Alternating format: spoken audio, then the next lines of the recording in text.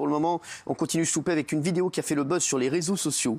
Alors qu'elle fêtait la Saint-Patrick dans un bar à Disney en Australie, une jeune femme s'est amusée à embrasser les chemises des hommes. Son but, déclencher des disputes conjugales. Regardez, j'adorais ça. J'ai vu ça sur TikTok. Ça a fait énormément réagir. Vous reconnaîtrez bien sûr 4 ex de Benjamin Castaldi. Lipstick Bandit, ou bandit au rouge à lèvres, c'est le surnom donné à cette femme qui a sévi dans une discothèque de Sydney durant la nuit de la Saint-Patrick. Sur la vidéo, plus de 50 millions de vues sur TikTok, on y voit la fêtarde chasser des hommes portant des hauts blancs pour y laisser sa marque.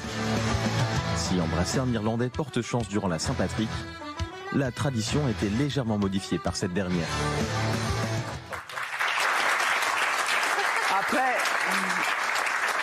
Après, le truc, il est dans le dos, franchement, ça passe. Tu peux faire un mytho. Ça va. Ça peut être dangereux. Hein. Quoi, vous êtes fait déjà griller, vous? Bien sûr, bah oui. Quoi, qu'est-ce qu'il y a eu? En fait, quelqu'un avait oublié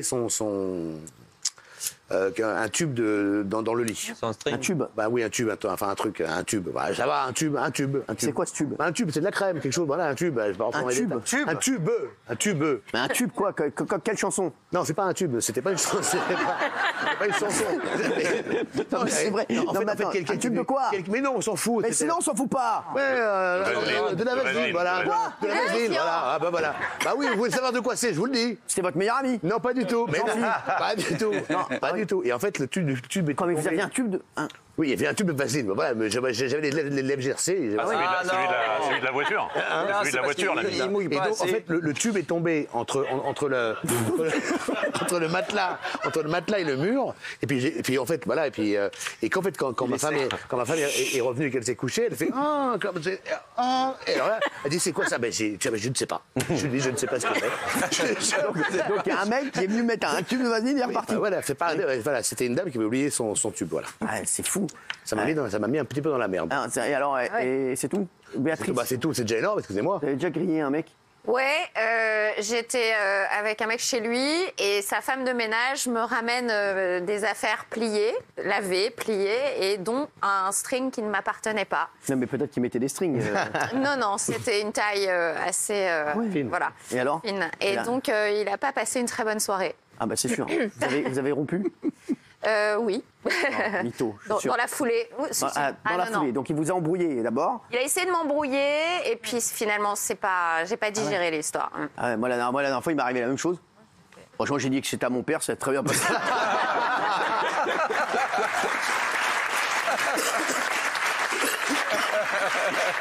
Franchement, c'est passé crème. Bah c'est à mon père, tu vois bien. Moi je l'ai fait ça. Quoi, mais votre père?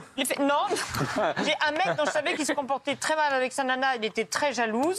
J'avais embrassé une serviette en papier, mis dans sa poche avec 2 préservatifs, et elle lui a fait une scène magistrale. Elle lui a mis ses affaires sur le paillasson. C'est dégueulasse. Ah ouais, mais c'est dégueulasse. Ça. Non, le mec était un salopard. C'est dégueulasse de faire ça. C'est dégueulasse. Dis-moi, t'es de la police, c'est horrible.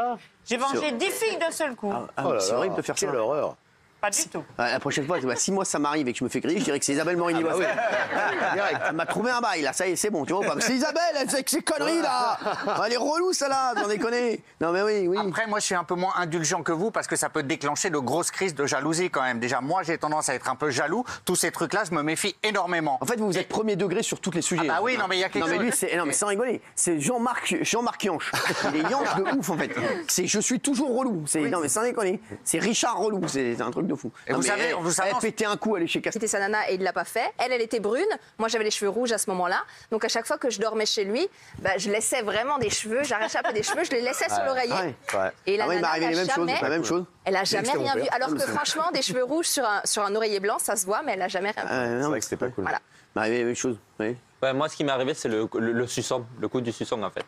Ah oui? Dans le cou, là, et tout, et il faut cacher après, etc. Et un autre truc qui m'est arrivé, c'est qu'en plein Covid, on ouvre la porte. C'était ma maman. Non. En plein Covid. En plein Covid. Ah, d'accord, j'ai en plein Covid. Ici, j'en ai rien à foutre, ta mère rentre. En plein Covid. En plein Covid. Quoi, il y a ta maman qui est rentrée? Ouais. Non, c'est pas vrai. Bah si, elle a fermé la porte direct, mais bon. Bah oui, c'est normal, elle va pas dire qu'est-ce que vous faites, hein. Non, mais c'est vrai. Non, mais franchement, mais il est con, là. Bon,